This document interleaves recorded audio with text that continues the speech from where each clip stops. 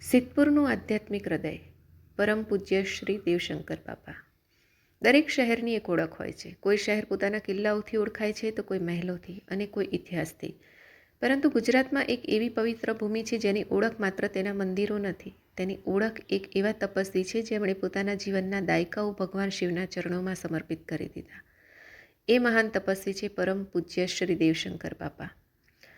કોઈપણ માણસ પોતાના મૃત્યુ પછી પણ હજારો લોકોના હૃદયમાં જીવતા રહી શકે?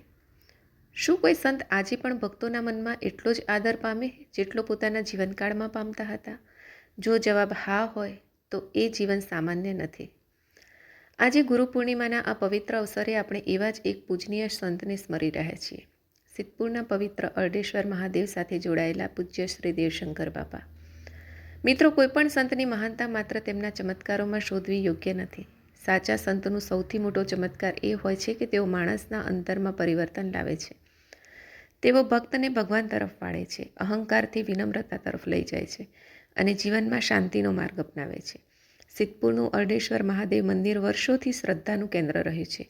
આ પવિત્ર સ્થળ સાથે પૂજ્ય શ્રી દેવશંકર બાપાનું નામ પણ અત્યંત આદરથી લેવામાં આવે છે. અનેક ભક્તો તેમને ગુરુ મહારાજ તરીકે યાદ કરે છે અને તેમના ચરણોમાં પોતાની શ્રદ્ધા અર્પે છે. આ ગુરુ પૂર્ણિમાએ આપણે ફક્ત પુષ્પ અર્પણ ન કરીએ, પરંતુ એક સંકલ્પ કરીએ, જીવનમાં સત્ય, સેવા, વિનમ્રતા અને ભક્તિના માર્ગે ચાલવાનો. હર હર મહાદેવ.